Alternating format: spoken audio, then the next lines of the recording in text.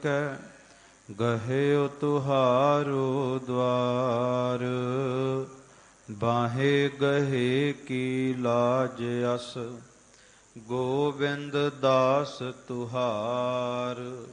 सगल द्वार को छाड़ कै गह्यो तुहारो द्वार, बाहे गहे की लाज अस, गोविंद दास तुहार। चवर शवर तख्त दे मालक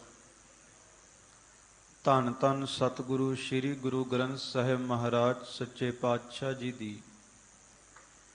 पावन पवित्र हजूरी दे अंदर आप सब समुची संगत दुख निवारण संकट हरण सतगुरु धन धन श्री गुरु तेग बहादुर साहिब सच्चे पातशाह जी दे पावन पवित्र शहादत अस्थान गुरुद्वारा सीसगंज साहिब विखे हाजरियां भर रहे हो। सतगुरु ने बख्शिश रहमत कीती है। शब्द दी विचार वास्ते ये सुभागियां घड़ियां साडी झोली विच पाईयां। आओ इन्हां नूं सफला करिए। विचार आरंभण तो पहला एक बार सतगुरु नूं नमस्कार करिए। सतगुरु श्री गुरु तेग बहादुर जी नूं हाजर नाजर जानदे होए दोवें हथ जोड़ करके साहिबां नूं सीस झुकाउंदे होए उचारण करो, वाहिगुरु जी का खालसा वाहिगुरु जी की फतेह। गुरु स्वरूप गुरु खालसा साध संगत जी, सतगुरु गुरु नानक साहब जी दे घर दी ये विलखण बात है कि गुरु नानक साहब दे घर दे अंदर हर रोज दो तरह का लंगर चलदा। आप जी ने ਸਿੰਘ ਸਾਹਿਬ जी पासों सरवण किया कि एक लंगर भोजन का ते एक लंगर है भजन का। भोजन का लंगर ना होवे तां शरीरक भुख दूर नहीं हुंदी, ते जे भजन का लंगर ना होवे ते कदे आत्मक भुख भी दूर नहीं हुंदी। जिस तरह कोई भी बच्चा सवेरे उठदा है, दिन की शुरुआत करदा है, कोई ਕੰਮਾਂ ਕਾਰਾਂ ਤੇ ਜਾਂਦਾ ਹੈ, ਕੋਈ ਸਕੂਲ ਵਿੱਚ ਜਾਂਦਾ ਹੈ, ਕੋਈ ਕਾਲਜ ਵਿੱਚ ਜਾਂਦਾ ਹੈ, ਤੇ ਮਾਤਾ ਪਿਤਾ ਆਪਣੇ ਬੱਚੇ ਨੂੰ ਘਰ ਤੋਂ ਨਿਕਲਣ ਤੋਂ ਪਹਿਲਾਂ ਕੁਝ ਗੱਲਾਂ ਸਮਝਾ ਕੇ ਭੇਜਦੇ ਆ। ਉਸ ਨੂੰ ਮਾੜੇ ਚੰਗੇ ਦਾ ਗਿਆਨ ਕਰਾ ਕੇ ਫਿਰ ਘਰ ਤੋਂ ਬਾਹਰ ਭੇਜਦੇ ਆ ਕਿ ਸਾਡਾ ਬੱਚਾ ਕਿਤੇ ਭਟਕ ਨਾ ਜਾਵੇ। ਬਸ ਉਸੇ ਤਰ੍ਹਾਂ ਸਤਿਗੁਰੂ ਗੁਰੂ ਗ੍ਰੰਥ ਸਾਹਿਬ ਮਹਾਰਾਜ ਵੀ ਕਿਰਪਾ ਕਰਦੇ ਆ कि हर रोज सतगुरु ये बचन करते ने, आवो सिख सतगुर के प्यारे हो, गावो सच्ची बाणी। कि तुसी मेरी गोद विच बैठो, बैठ करके बाणी दा जाप करो। अज दिन दी शुरुआत हुई है, बाणी दे जाप तो बाद रोज एक शब्द दी विचार करो। जेड़ा शब्द दी विचार करेगा जीवन विच जिंदगी विच कदे भटकेगा नहीं, जिंदगी विच कदे डोलेगा नहीं, जिंदगी विच कदे किसी तरह की भुख नहीं जापेगी, किसी तरह की कमी नहीं जापेगी। सो अज दे शब्द विच सतगुरु सच्चे पातशाह जिथे परमात्मा की वडियाई दसदे आ, उत्थे परमात्मा नूं जप के प्राप्त की हुंदा है। परमात्मा दा नाम अभ्यास करके भजन करके की बख्शिश हुंदी है, उहदे बारे भी दसदे आ।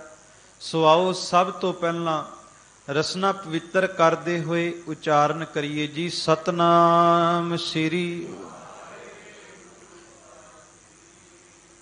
आसा महला पंजवा। नौ निध तेरा सगल निधान। अज दे पावन पवित्र शब्द नूं पंचम पातशाह धन गुरु अर्जन देव जी महाराज अपनी मुबारक रसना तो उचारण करते आ। आसा राग है। राग आसा दे अंदर सतगुरु ये शब्द की बख्शिश करते ने, नौ निध तेरा सगल निदान। ਵੇਖੋ ਗੁਰਬਾਣੀ ਦੇ ਵਿੱਚ ਇੱਕ ਹੋਰ ਬੜੀ ਵਿਲੱਖਣ ਬਾਤ ਹੈ। ਆਮ ਕਰਕੇ ਸੰਸਾਰ ਦੇ ਵਿੱਚ ਪੀਰ ਪੈਗੰਬਰ ਔਲੀਏ ਅਵਤਾਰ ਰੱਬ ਦੀਆਂ ਗੱਲਾਂ ਕਰਨੀਆਂ ਸਿਖਾਉਂਦੇ ਆ। ਆਮ ਕਰਕੇ ਸੰਤ ਮਹਾਤਮਾ ਪੀਰ ਪੈਗੰਬਰ ਰੱਬ ਦੀਆਂ ਗੱਲਾਂ ਕਰਨੀਆਂ ਸਿਖਾਉਂਦੇ ਆ। ਮਾਣ ਕਰੀਏ ਬਾਬੇ ਨਾਨਕ ਦੇ ਘਰ ਤੇ, ਜਿਹੜਾ ਰੱਬ ਦੀਆਂ ਗੱਲਾਂ ਹੀ ਨਹੀਂ ਬਲਕਿ ਰੱਬ ਨਾਲ ਗੱਲਾਂ ਕਰਨੀਆਂ ਸਿਖਾਉਂਦਾ ਹੈ। ਰੱਬ ਦੀਆਂ ਗੱਲਾਂ ਕਰਨੀਆਂ ਇੱਕ ਵੱਖਰੀ ਬਾਤ ਹੈ, ਪਰ ਰੱਬ ਦੇ ਨਾਲ ਗੱਲਾਂ ਕਰਨੀਆਂ ਇਹ ਗੁਰੂ ਨਾਨਕ ਦੇ ਘਰ ਦੀ ਰਹਿਮਤ ਹੈ। ਜਦੋਂ ਜਪਜੀ ਸਾਹਿਬ ਪੜ੍ਹਦੇ ਆ ਉਦੋਂ ਰੱਬ ਨਾਲ ਗੱਲਾਂ ਹੁੰਦੀਆਂ ਕਿ ਸਭ ਗੁਣ ਤੇਰੇ ਮੈਂ ਨਾਹੀ ਕੋਏ। ਜਦੋਂ ਚੌਪਈ ਸਾਹਿਬ ਪੜ੍ਹਦੇ ਆ ਰੱਬ ਨਾਲ ਗੱਲਾਂ ਹੁੰਦੀਆਂ ਕਿ ਰਾਖ ਲਿਹੋ ਮੋਹਿ ਰਾਖਣ ਹਾਰੇ, ਸਾਹਿਬ ਸੰਤ ਸਹਾਏ ਪਿਆਰੇ। ਤੇ ਸੱਚੀ ਗੱਲ ਹੈ, ਜਿਹੜਾ ਅੰਮ੍ਰਿਤ ਵੇਲੇ ਉੱਠ ਕਰਕੇ ਨਿਤਨੇਮ ਕਰਦਾ ਹੋਇਆ ਚੌਪਈ ਸਾਹਿਬ ਦੇ ਪਾਠ ਦੇ ਅੰਦਰ ਉਸ ਪ੍ਰਮਾਤਮਾ ਨੂੰ, ਗੁਰੂ ਤੇਗ ਬਹਾਦਰ ਨੂੰ ਹਾਜ਼ਰ ਜਾਣ ਕੇ ਕਹਿ ਲਵੇ ਨਾ ਕਿ ਪਾਤਸ਼ਾਹ ਮੈਂ ਤੇਰੇ ਅੱਗੇ ਝੋਲੀ ਅੱਡਦਾ, ਤੂੰ ਕਲਯੁਗ ਵਿੱਚ ਮੇਰੀ ਬਾਂਹ ਪਕੜ ਲਈ। ਜਿਹੜਾ ਅੰਮ੍ਰਿਤ ਵੇਲੇ ਗੁਰੂ ਅੱਗੇ ਝੋਲੀ ਅੱਡ ਲੈਂਦਾ ਉਹਨੂੰ ਦੁਨੀਆ ਅੱਗੇ ਝੋਲੀ ਨਹੀਂ ਅੱਡਣੀ ਪੈਂਦੀ। ਰਾਖ ਲਿਹੋ ਮੋਹਿ ਰਾਖਣ ਹਾਰੇ, ਸਾਹਿਬ ਸੰਤ ਸਹਾਏ ਪਿਆਰੇ। ਸੋ ਇਹ ਹੈ ਰੱਬ ਦੇ ਘਰ ਦੀ ਵਡਿਆਈ, ਗੁਰੂ ਨਾਨਕ ਦੇ ਘਰ ਦੀ ਵਡਿਆਈ ਕਿ ਇੱਥੇ ਰੱਬ ਨਾਲ ਗੱਲਾਂ ਹੁੰਦੀਆਂ। ਤੇ ਗੁਰੂ ਅਰਜਨ ਦੇਵ ਜੀ ਦੱਸਦੇ ਆ ਕਿ ਜਿਸ ਤਰ੍ਹਾਂ ਪ੍ਰਮਾਤਮਾ ਸਾਹਮਣੇ ਪ੍ਰਤੱਖ ਕਰਕੇ ਵਰਤ ਰਿਹਾ ਤੇ ਪ੍ਰਤੱਖ ਰੂਪ ਵਿੱਚ ਵਰਤ ਰਹੇ ਪ੍ਰਮਾਤਮਾ ਨੂੰ ਮਹਾਰਾਜ ਕਹਿੰਦੇ ਨੌ ਨਿਧ ਤੇਰਾ ਸਗਲ ਨਿਧਾਨ। ਤੇਰਾ ਸਗਲ ਨਿਧਾਨ ਤੋਂ ਭਾਵ ਪ੍ਰਮਾਤਮਾ ਤੇਰੇ ਘਰ ਦੇ ਵਿੱਚ ਨਵ ਨਿਧੀਆਂ 18 ਸਿੱਧੀਆਂ ਉਹ ਤੇਰੇ ਘਰ ਦੀ ਧੂੜੀ ਦੇ ਵਿੱਚ ਪਈਆਂ ਰੁਲਦੀਆਂ ਨੇ। ਸੰਸਾਰ ਵਿੱਚ ਆਮ ਕਰਕੇ ਲੋਕ ਮਾਇਆ ਪਿੱਛੇ ਭੱਜਦੇ ਆ, ਤਾਕਤਾਂ ਪਿੱਛੇ ਭੱਜਦੇ ਆ, ਸੁੱਖਾਂ ਪਿੱਛੇ ਭੱਜਦੇ ਆ। ਗੁਰੂ ਅਰਜਨ ਦੇਵ ਜੀ ਕਹਿੰਦੇ ਜਿਸ ਘਰ ਦੇ ਵਿੱਚ ਤੂੰ ਆ ਕੇ ਗੁਰੂ ਨੂੰ ਚੇਤੇ ਕਰ ਰਿਹਾ, ਚੇਤੇ ਰੱਖੀ ਇਸ ਗੁਰੂ ਤੇਗ ਬਹਾਦਰ ਦੇ ਚਰਨਾਂ ਦੇ ਵਿੱਚ ਪਤਾ ਹੀ ਨਹੀਂ ਕਿੰਨੀ ਕੇ ਮਾਇਆ ਤੇ ਕਿਤਨੀ ਕੇ ਤਾਕਤਾਂ ਪਈਆਂ ਰੁਲਦੀਆਂ ਨੇ। ਨੌ ਨਿਧ ਤੇਰਾ ਸਗਲ ਨਿਧਾਨ। ਇਸੇ ਕਰਕੇ ਸਾਹਿਬੇ ਕਮਾਲ ਗੁਰੂ ਗੋਬਿੰਦ ਸਿੰਘ ਮਹਾਰਾਜ ਸੱਚੇ ਪਾਤਸ਼ਾਹ ਜੀ ਨੇ ਔਰੰਗੇ ਦਾ ਹੰਕਾਰ ਤੋੜਨ ਵਾਸਤੇ ਜ਼ਫਰਨਾਮੇ ਵਿੱਚ ਬਚਨ ਕੀਤਾ ਸੀ। ਔਰੰਗਜ਼ੇਬ ਨੂੰ ਆਪਣੀ ਤਾਕਤ ਤੇ ਵੀ ਮਾਣ ਸੀ, ਆਪਣੀ ਮਾਇਆ ਤੇ ਵੀ ਮਾਣ ਸੀ, ਆਪਣੀ ਦੌਲਤ ਤੇ ਵੀ ਮਾਣ ਸੀ। ਤੇ ਗੁਰੂ ਗੋਬਿੰਦ ਸਿੰਘ ਮਹਾਰਾਜ ਸੱਚੇ ਪਾਤਸ਼ਾਹ ਜੀ ਨੇ ਫਿਰ ਕਲਮ ਚਲਾਈ। ਮਹਾਰਾਜ ਕਹਿੰਦੇ ਆਮਾ ਬਖਸ਼ ਬਖਸ਼ਿੰਦ ਓ ਦਸਤਗੀਰ, ਰਜ਼ਾ ਬਖਸ਼ ਰੋਜ਼ੀ ਦੇਹੋ ਦਿਲ ਪਜ਼ੀਰ, ਸ਼ਹਿਨਸ਼ਾਹੇ ਖੂਬੀ ਦੇਹੋ ਰਹਿਨਮੂ, ਕਿ ਬੇਗੂਨ ਬੇਚੂਨ ਚੂੰਬੇ ਨਮੂ। ਔਰੰਗਿਆ ਤੈਨੂੰ ਆਪਣੇ ਤਖਤ ਤੇ ਮਾਣ ਹੈ, ਤੈਨੂੰ ਆਪਣੀ ਤਾਕਤ ਤੇ ਮਾਣ ਹੈ, ਤੈਨੂੰ ਆਪਣੀ ਦੌਲਤ ਤੇ ਮਾਣ ਹੈ, ਪਰ ਚੇਤੇ ਰੱਖੀ ਪ੍ਰਮਾਤਮਾ ਦੇ ਘਰ ਦੇ ਵਿੱਚ ਤੇਰੇ ਵਰਗੀ ਤਾਕਤ ਵਾਲੇ ਲੱਖਾਂ ਹੀ ਬਾਦਸ਼ਾਹ ਪਏ ਰੁਲਦੇ ਆ। ਉਸ ਸਤਿਗੁਰੂ ਦੇ, ਉਸ ਪ੍ਰਮਾਤਮਾ ਦੇ ਘਰ ਵਿੱਚ ਤੇਰਾ ਤਖਤ, ਤੇਰੀ ਤਾਕਤ, ਤੇਰੀ ਮਾਇਆ ਕਿਸੇ ਕੰਮ ਦੀ ਨਹੀਂ। ਕਿਉਂਕਿ ਪ੍ਰਮਾਤਮਾ ਜਾਵੇ ਚਾਵੇ ਤੇ ਕੀੜੀ ਥਾਪ ਦੇ ਪਾਤਸ਼ਾਹੀ, ਲਸ਼ਕਰ ਕਰੇ ਸੁਆਹੋ। ਜੇ ਅਕਾਲ ਪੁਰਖ ਚਾਵੇ ਤੇ ਇੱਕ ਕੀੜੀ ਦੇ ਵਿੱਚ ਬਲ ਭਰ ਕੇ ਲੱਖਾਂ ਹੀ ਫੌਜਾਂ ਦਾ ਨੁਕਸਾਨ ਕਰਵਾ ਸਕਦਾ ਹੈ। ਸਤਿਗੁਰੂ ਕਹਿੰਦੇ ਚੇਤੇ ਰੱਖ ਔਰੰਗਿਆ, ਇਹ ਜੇ ਦੌਲਤ ਮਿਲੀ ਹੈ, ਤਾਕਤ ਮਿਲੀ ਹੈ, ਮਾਇਆ ਮਿਲੀ ਹੈ ਤੇ ਉਸ ਖੁਦਾ ਦੀ ਰਹਿਮਤ, ਉਸ ਖੁਦਾ ਦੀ ਬਖਸ਼ਿਸ਼ ਦੇ ਨਾਲ ਮਿਲੀ ਹੈ। ਉਹੀ ਸਤਿਗੁਰੂ ਸਾਨੂੰ ਸਮਝਾਉਂਦੇ ਆ ਕਿ ਵੇਖੋ ਸਾਡੀਆਂ ਮੰਗਾਂ ਤੇ ਬਹੁਤ ਛੋਟੀਆਂ ਨੇ, ਆਪਾਂ ਤੇ ਦੁਨਿਆਵੀ ਤੌਰ ਤੇ ਬਹੁਤ ਛੋਟੀਆਂ ਮੰਗਾਂ ਮੰਗ ਲੈਂਦੇ ਆ। ਸਤਿਗੁਰੂ ਕਹਿੰਦੇ ਤੇਰੀ ਮੰਗ ਤਾਂ ਹੈ ਹੀ ਬਹੁਤ ਛੋਟੀ, ਪਰ ਜਿਸ ਗੁਰੂ ਦੇ ਘਰ ਵਿੱਚ ਤੂੰ ਆ ਕੇ ਨਮਸਕਾਰ ਕਰ ਰਿਹਾ, ਇੱਥੇ ਤੇ ਐਸੀ ਐਸੀ ਮੰਗ ਪੂਰੀ ਹੁੰਦੀ ਹੈ ਕਿ ਲੱਖਾਂ ਪੀੜ੍ਹੀਆਂ ਵੀ ਬਹਿ ਕੇ ਖਾਣ ਤੇ ਗੁਰੂ ਦੀ ਬਖਸ਼ਿਸ਼ ਵਿੱਚ ਕਮੀ ਨਹੀਂ ਆਉਂਦੀ। ਨੌ ਨਿਧ ਤੇਰਾ ਸਗਲ ਨਿਧਾਨ। 9 ਨਿਧੀਆਂ 18 ਸਿੱਧੀਆਂ ਉਹ ਗੁਰੂ ਦੇ ਚਰਨਾਂ ਦੇ ਵਿੱਚ ਵਰਤਦੀਆਂ।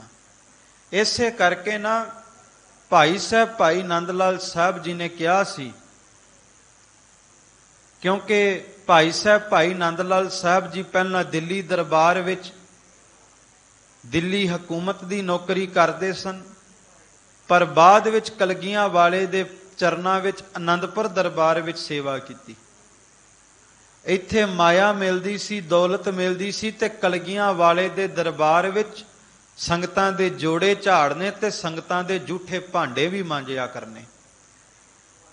ਕਹਿੰਦੇ ਸਾਰਾ ਦਿਨ ਗੁਰੂ ਦਰਬਾਰ ਵਿੱਚ ਸਫਾਈ ਦੀ ਸੇਵਾ ਕਰਨੀ, ਸੰਗਤਾਂ ਦੇ ਜੋੜੇ ਝਾੜਨੇ, ਤੇ ਜਿਹੜੇ ਸੰਗਤਾਂ ਦੀ ਚਰਨ ਧੂੜੀ ਹੋਣੀ, ਉਹ ਚਰਨ ਧੂੜੀ ਚੁੱਕ ਕੇ ਭਾਈ ਨੰਦ ਲਾਲ ਨੇ ਮੱਥੇ ਨਾਲ ਲਾਇਆ ਕਰਨੀ। ਪੁੱਛਿਆ ਗਿਆ, ਜੀ ਇਹ ਧੂੜੀ ਮੱਥੇ ਨਾਲ ਕਿਉਂ ਲਾਉਂਦੇ ਹੋ? ਇਹ ਆਮ ਜੇ ਸਰੀਰ ਨੇ ਜਿਹੜੇ ਗੁਰੂ ਦੇ ਦਰਸ਼ਨਾਂ ਵਾਸਤੇ ਆ ਰਹੇ ਨੇ, ਇਹਨਾਂ ਦੇ ਚਰਨਾਂ ਦੀ ਧੂੜੀ ਮੱਥੇ ਨਾਲ ਕਿਉਂ? ਭਾਈ ਨੰਦ ਲਾਲ ਜੀ ਕਹਿੰਦੇ, ਇਸ ਘਰ ਦੀ ਇੱਕ ਵਡਿਆਈ ਹੈ, ਇੱਕ ਬਖਸ਼ਿਸ਼ ਹੈ ਗੁਰੂ ਨਾਨਕ ਦੇ ਘਰ ਦੀ। ਆਮ ਕਰਕੇ ਲੋਕ ਕਿਸੇ ਅਸਥਾਨ ਤੇ ਜਾਣ, ਜਿਸ ਤਰ੍ਹਾਂ ਘਰ ਤੋਂ ਚੱਲਦੇ ਨੇ ਆਮ ਇਨਸਾਨ ਬਣ ਕੇ, ਉਸ ਥਾਂ ਤੇ ਜਦੋਂ ਪਹੁੰਚਨੇ ਨੇ ਉੱਥੇ ਵੀ ਆਮ ਇਨਸਾਨ ਹੀ ਰਹਿੰਦੇ ਨੇ। ਹਾਂ, ਮੰਗ ਕੋਈ ਪੂਰੀ ਹੋ ਸਕਦੀ ਹੈ, ਕੋਈ ਦੁਆ ਕਬੂਲ ਹੋ ਸਕਦੀ ਹੈ, ਪਰ ਘਰ ਤੋਂ ਕੋਈ ਆਮ ਇਨਸਾਨ ਤੁਰੇ ਤੇ ਜਿੱਥੇ ਜਾ ਰਿਹਾ ਉਸ ਸਥਾਨ ਤੇ ਪਹੁੰਚ ਕੇ ਵੀ ਆਮ ਇਨਸਾਨ ਹੀ ਰਹੇਗਾ। ਪਰ ਗੁਰੂ ਨਾਨਕ ਦੇ ਘਰ ਵਿੱਚ ਬਖਸ਼ਿਸ਼ ਹੈ, ਜਿਹੜਾ ਆਮ ਇਨਸਾਨ ਘਰ ਤੋਂ ਗੁਰੂ ਨਾਨਕ ਦੇ ਘਰ ਵਾਸਤੇ ਤੁਰਦਾ ਹੈ, ਉਹ ਗੁਰੂ ਨਾਨਕ ਦੇ ਘਰ ਦੇ ਵਿੱਚ ਰੱਬ ਦਾ ਰੂਪ ਬਣ ਜਾਂਦਾ ਹੈ। ਬਲਿਹਾਰੀ ਗੁਰ ਆਪਣੇ ਦਿਉਹਾੜੀ ਸਦਵਾਰ, ਜਿਨ ਮਾਨਸ ਤੇ ਦੇਵ ਤੇ ਕੀਏ ਕਰਤ ਨਾ ਲਾਗੀ ਵਾਰ। ਜਿਹੜਾ ਗੁਰੂ ਨਾਨਕ ਦੀ ਦਹਲੀਜ਼ ਤੇ ਝੁਕ ਜਾਂਦਾ ਹੈ, ਸੱਚੀ ਗੱਲ ਹੈ, ਗੁਰੂ ਨਾਨਕ ਦੀ ਦਹਲੀਜ਼ ਤੇ ਝੁਕਣ ਵਾਲਾ ਇਨਸਾਨ ਨਹੀਂ ਰਹਿੰਦਾ, ਉਹ ਦੇਵਤਿਆਂ ਦੇ ਸਮਾਨ ਹੋ ਜਾਂਦਾ ਹੈ। ਦੂਸਰਾ, ਭਾਈ ਨੰਦ ਲਾਲ ਜੀ ਕਹਿੰਦੇ, ਇਹ ਧੂੜੀ ਕੋਈ ਆਮ ਧੂੜੀ ਨਹੀਂ, ਇਸ ਧੂੜੀ ਦੇ ਵਿੱਚ ਬਖਸ਼ਿਸ਼ ਹੈ ਕਿ ਕਰਮਾਂ ਦੇ ਵਿੱਚ, ਕਿਸਮਤ ਵਿੱਚ ਮਾੜੇ ਤੋਂ ਮਾੜਾ ਲੇਖ ਲਿਖਿਆ ਹੋਵੇ, ਮਾੜੇ ਤੋਂ ਮਾੜਾ ਦੁੱਖ ਲਿਖਿਆ ਹੋਵੇ, ਕੋਈ ਪਰੇਸ਼ਾਨੀ ਲਿਖੀ ਹੋਵੇ, ਜਿਹੜਾ ਗੁਰੂ ਨਾਨਕ ਦਾ ਸਿੱਖ ਹੈ ਕਿਤੇ ਭਟਕਣ ਦੀ ਲੋੜ ਨਹੀਂ। ਉਹ ਗੁਰੂ ਦੇ ਚਰਨਾਂ ਵਿੱਚ ਆ ਕਰਕੇ ਜੋੜੇ ਘਰ ਸੇਵਾ ਕਰੇ, ਸੰਗਤਾਂ ਦੀ ਚਰਨ ਧੂੜੀ ਗੁਰੂ ਨਾਨਕ ਦੀ ਚਰਨ ਧੂੜੀ ਸਮਝ ਕੇ ਮੱਥੇ ਨਾਲ ਲਾ ਲਵੇ। ਵੱਡੀ ਤੋਂ ਵੱਡੀ ਵਿਪਤਾ, ਵੱਡੇ ਤੋਂ ਵੱਡਾ ਦੁੱਖ ਹੋਵੇ, ਬਾਬੇ ਨਾਨਕ ਦੇ ਘਰ ਦੀ ਧੂੜੀ ਵੱਡੇ ਤੋਂ ਵੱਡਾ ਦੁੱਖ ਦੂਰ ਕਰ ਦੇਵੇਗੀ। ਇਹ ਬਖਸ਼ਿਸ਼, ਇਹ ਰਹਿਮਤ ਹੈ, ਕਿਉਂਕਿ ਗੁਰੂ ਅਰਜਨ ਦੇਵ ਜੀ ਨੇ ਕਿਹਾ, ਨੌ ਨਿਧ ਤੇਰਾ ਸਗਲ ਨਿਧਾਨ। ਸਤਿਗੁਰੂ ਕਹਿੰਦੇ, ਜਿੱਥੇ ਇਹ ਬਖਸ਼ਿਸ਼ ਹੈ, ਪਰਮਾਤਮਾ ਦੇ ਘਰ ਵਿੱਚ ਕਿਸੇ ਗੱਲ ਦਾ ਘਾਟਾ ਨਹੀਂ। ਉੱਥੇ ਅੱਗੇ ਬਖਸ਼ਿਸ਼ ਕਰਦੇ ਨੇ, ਇੱਛਾ ਪੂਰਕ ਰਖੈ ਨਿਦਾਨ। ਪਹਿਲੀ ਪੰਕਤੀ ਵਿੱਚ ਸ਼ਬਦ ਆਇਆ ਸੀ ਨਿਧਾਨ, ਭਾਵ ਖਜ਼ਾਨਾ। ਹੁਣ ਸ਼ਬਦ ਆਇਆ ਦੱਦੇ ਦੇ ਨਾਲ ਨਿਦਾਨ। ਨਿਦਾਨ ਦਾ ਮਤਲਬ ਹੁੰਦਾ ਹੈ ਜਦੋਂ ਬੰਦੇ ਨੇ ਦੁਨੀਆ ਦਾ ਹਰ ਇੱਕ ਆਸਰਾ ਤੱਕਿਆ ਹੋਵੇ, ਪਰ ਸਾਰੇ ਦੇ ਸਾਰੇ ਆਸਰੇ ਖਤਮ ਹੋ ਗਏ ਹੋਣ। ਸਤਿਗੁਰੂ ਕਹਿੰਦੇ, ਦੁਨੀਆ ਵਿੱਚ ਕਈ ਵਾਰ ਐਸੇ ਹਾਲਾਤ ਬਣਦੇ ਨੇ, ਜੀਵਨ ਵਿੱਚ ਕੋਈ ਪਰੇਸ਼ਾਨੀ ਆ ਜਾਵੇ, ਕੋਈ ਮੁਸ਼ਕਲ ਆ ਜਾਵੇ, ਤੇ ਦੁਨੀਆ ਦੇ ਬੰਦੇ ਕਿਸੇ ਨਾ ਕਿਸੇ ਤਰ੍ਹਾਂ ਆਪਣੇ ਸੱਜਣਾ ਮਿੱਤਰਾਂ ਦੇ ਘਰ ਦੇ ਬੂਹੇ ਖੜਕਾਉਂਦੇ ਆ। ਭਾਵ ਦੁੱਖ ਦੇ ਵਿੱਚ, ਪਰੇਸ਼ਾਨੀ ਦੇ ਵਿੱਚ ਲੋਕ ਦੁਨੀਆ ਦਾ ਆਸਰਾ ਤੱਕਦੇ ਆ। ਸਤਿਗੁਰੂ ਕਹਿੰਦੇ, ਭਾਵੇਂ ਦੁਨੀਆ ਦਾ ਆਸਰਾ ਕੋਈ ਜਿਤਨਾ ਮਰਜ਼ੀ ਤੱਕ ਲਵੇ, ਪਰ ਇੱਕ ਸਮਾਂ ਆਵੇਗਾ ਕਿ ਇਨਸਾਨ ਵਾਸਤੇ ਦੁਨੀਆ ਦੇ ਸਾਰੇ ਬੂਹੇ ਬੰਦ ਹੋ ਜਾਣਗੇ, ਪਰ ਇੱਕ ਆਸਰਾ ਕਦੇ ਖਤਮ ਨਹੀਂ ਹੋਵੇਗਾ, ਉਹ ਹੈ ਬਾਬੇ ਦੇ ਘਰ ਦਾ। ਇਸੇ ਕਰਕੇ ਮੈਂ ਵੀ ਬੇਨਤੀ ਕਰਦਾ ਹੁੰਨਾ ਖਾਲਸਾ ਜੀ, ਕਿ ਜੇ ਕਿਤੇ ਜੀਵਨ ਵਿੱਚ ਦੁੱਖ ਆਵੇ, ਪਰੇਸ਼ਾਨੀ ਆਵੇ, ਦੁੱਖ ਵਿੱਚ ਆਪਣੇ ਆਪ ਨੂੰ ਇਕੱਲਾ ਮਹਿਸੂਸ ਕਰੋ, ਕੋਈ ਬਾਂਹ ਨਾ ਪਕੜਦਾ ਹੋਵੇ, ਲੋਕ ਤੁਹਾਨੂੰ ਵੇਖ ਕੇ ਘਰ ਦੇ ਬੂਹੇ ਬੰਦ ਕਰ ਜਾਣ, ਉਦੋਂ ਕਿਤੇ ਨਾ ਜਾਇਓ, ਘਰ ਵਿੱਚ ਬੈਠ ਕੇ ਗੁਰੂ ਤੇਗ ਬਹਾਦਰ ਨੂੰ ਆਵਾਜ਼ ਲਾਇਓ। ਸਾਰੇ ਬੂਹੇ ਬੰਦ ਹੋ ਸਕਦੇ ਆ, ਗੁਰੂ ਤੇਗ ਬਹਾਦਰ ਦੇ ਘਰ ਦਾ ਬੂਹਾ ਕਦੇ ਬੰਦ ਨਹੀਂ ਹੋ ਸਕਦਾ।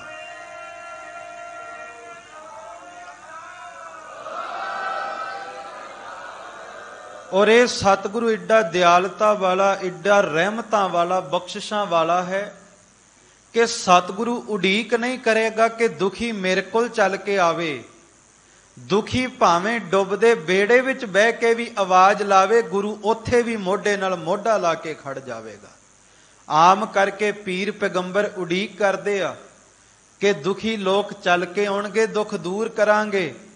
ਤੁਸੀਂ ਦੁਨੀਆ ਦੇ ਵਿੱਚ ਕਿਸੇ ਵੀ ਕੋਨੇ ਤੇ ਖੜ ਕੇ ਗੁਰੂ ਨੂੰ ਆਵਾਜ਼ ਲਾਓ, ਗੁਰੂ ਸਹਾਇਤਾ ਕਰੇਗਾ। ਸਭ ਥਾਈਂ ਹੋਏ ਸਹਾਏ, ਸਾਰੀਆਂ ਥਾਵਾਂ ਤੇ ਗੁਰੂ ਸਹਾਇਤਾ ਕਰਦਾ ਹੈ। ਖੰਡ ਅਜੈ ਜੁਗ ਜੁਗ ਤਾਰ ਲਿਓ ਤ੍ਰੈ ਲੋਕਨ, ਸੁਰ ਛਲੈ ਪ੍ਰਭ ਨਿਰਤ ਅਪੈ। ਕਹਿੰਦੇ ਦੁਨੀਆ ਦੇ ਕਿਸੇ ਵੀ ਕੋਨੇ ਤੇ ਖੜ ਕੇ ਗੁਰੂ ਨੂੰ ਆਵਾਜ਼ ਲਾਈ, ਗੁਰੂ ਤੇਗ ਬਹਾਦਰ ਤੇਰੇ ਤੋਂ ਕਦੇ ਵੱਖਰੇ ਨਹੀਂ ਹੋਣਗੇ।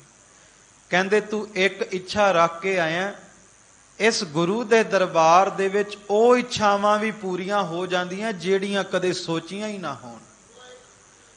ਖਾਲਸਾ ਜੀ, ਧੰਨ ਗੁਰੂ ਤੇਗ ਬਹਾਦਰ ਜੀ ਸੈਫਾਬਾਦ ਦੀ ਧਰਤੀ ਤੇ, ਜਿੱਥੇ ਅੱਜ ਬਹਾਦਰਗੜ੍ਹ ਹੈ, ਉਸ ਥਾਂ ਤੇ ਜਦੋਂ ਸਤਿਗੁਰੂ ਗੁਰੂ ਤੇਗ ਬਹਾਦਰ ਜੀ ਨੇ ਚਰਨ ਪਾਏ, ਜਿਹੜਾ ਉਸ ਸਮੇਂ ਸੈਫ ਖਾਂ ਸੀ, ਉਹਨੇ ਸਤਿਗੁਰੂ ਗੁਰੂ ਤੇਗ ਬਹਾਦਰ ਸੱਚੇ ਪਾਤਸ਼ਾਹ ਜੀ ਨੂੰ ਬੇਨਤੀ ਕੀਤੀ, ਮਹਾਰਾਜ ਗਰੀਬ ਦੇ ਕੁਟੀਆ ਵਿੱਚ ਚਰਨ ਪਾਓ। ਭਾਵੇਂ ਕਿ ਉਹਦਾ ਕਿਲਾ ਸੀ, ਮਹਿਲ ਸੀ।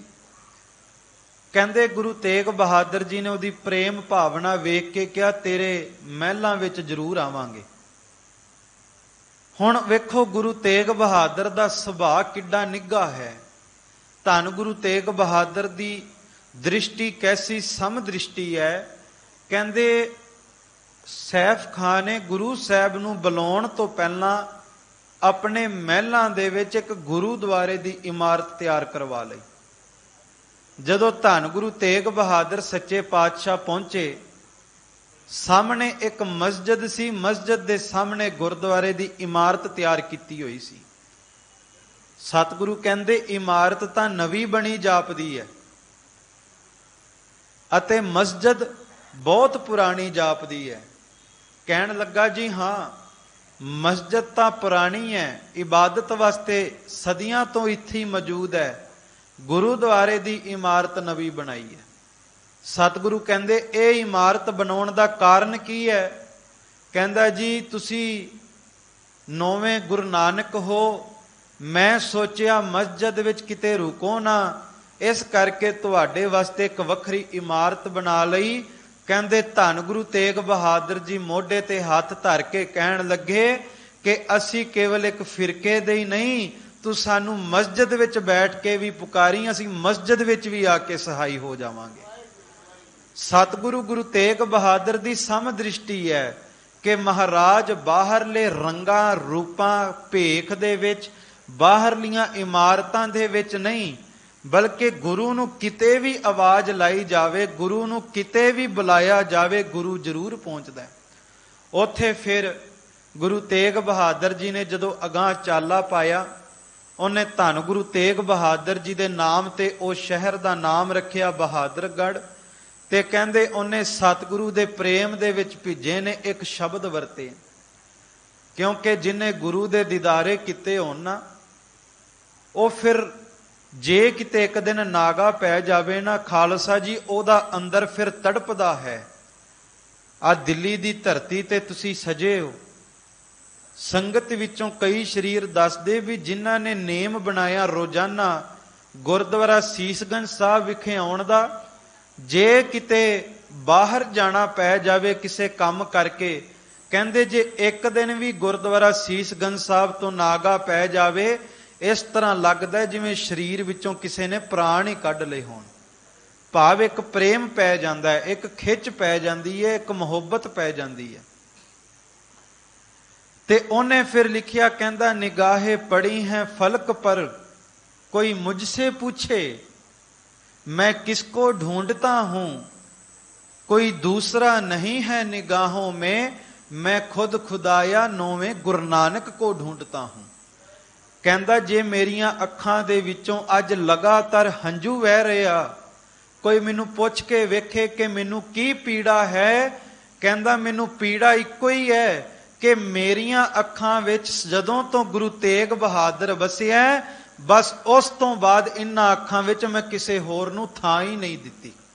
ਜਦੋਂ ਦਾ ਧੰਨ ਗੁਰੂ ਤੇਗ ਬਹਾਦਰ ਸੱਚੇ ਪਾਤਸ਼ਾਹ ਦੇ ਦੀਦਾਰੇ ਕਰ ਲਏ ਆ। ਸੋ ਸਤਿਗੁਰੂ ਕਹਿੰਦੇ ਸੰਸਾਰਕ ਇੱਛਾ ਤਾਂ ਇੱਕ ਪਾਸੇ, ਗੁਰੂ ਦੇ ਚਰਨਾਂ ਦੇ ਵਿੱਚ ਖਾਲਸਾ ਜੀ ਉਹ ਇੱਛਾਵਾਂ ਪੂਰੀਆਂ ਹੁੰਦੀਆਂ ਜਿਹੜੀਆਂ ਬੰਦੇ ਨੇ ਕਦੇ ਸੋਚੀਆਂ ਨਹੀਂ ਹੁੰਦੀਆਂ। ਮਨ ਬਾਂਚਤ ਫਲ ਪਾਵੈ ਸੋਈ, ਦੁਖ ਨਾ ਤਿਸੈ ਵਿਆਪਤ ਕੋਈ। ਸੋ ਸਤਿਗੁਰੂ ਸੱਚੇ ਪਾਤਸ਼ਾਹ ਅੱਗੇ ਇੱਕ ਭਗਤ, ਇੱਕ ਗੁਰਮੁਖ, ਇੱਕ ਰੱਬੀ ਰੂਹ ਦੇ ਪ੍ਰੇਮ ਭਰੇ ਸ਼ਬਦਾਂ ਨੂੰ ਬਿਆਨ ਕਰਦੇ ਆ। ਮਹਾਰਾਜ ਸ਼ਬਦ ਵਰਤਦੇ ਨੇ, ਤੂੰ ਮੇਰੋ ਪਿਆਰੋ ਤਾਂ ਕੈਸੀ ਭੂਖਾ।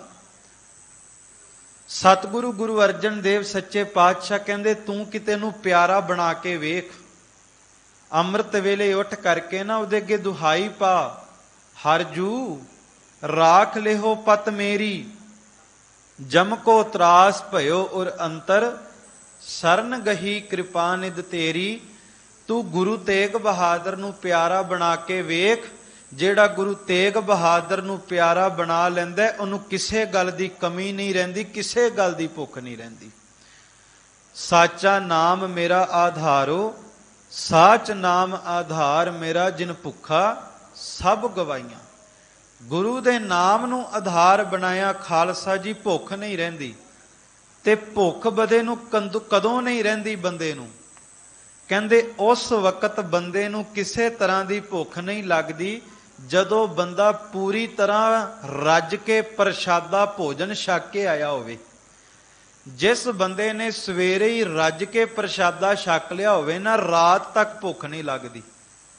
ਬਸ ਸਤਿਗੁਰੂ ਕਹਿੰਦੇ ਇਸੇ ਤਰ੍ਹਾਂ ਜਿਹੜਾ ਅੰਮ੍ਰਿਤ ਵੇਲੇ ਉੱਠ ਕੇ ਰੱਜ ਕੇ ਸਿਮਰਨ ਕਰਦਾ ਹੈ, ਗੁਰੂ ਤੇਗ ਬਹਾਦਰ ਜੀ ਨੂੰ ਚੇਤੇ ਕਰਦਾ ਹੈ, ਕਹਿੰਦੇ ਗੁਰੂ ਤੇਗ ਬਹਾਦਰ ਦੇ ਨਾਮ ਵਿੱਚ ਤਾਕਤ ਹੈ। ਜਿਹੜੇ ਰੋਜ਼ਾਨਾ ਘਰ ਵਿੱਚ ਗੁਰੂ ਤੇਗ ਬਹਾਦਰ ਨੂੰ ਚੇਤੇ ਕਰਦੇ ਨੇ, ਸੰਸਾਰ ਦੀਆਂ ਸਾਰੀਆਂ ਰਹਿਮਤਾਂ ਬਖਸ਼ਿਸ਼ਾਂ ਉਹਨਾਂ ਦੇ ਘਰ ਵਿੱਚ ਆ ਜਾਂਦੀਆਂ।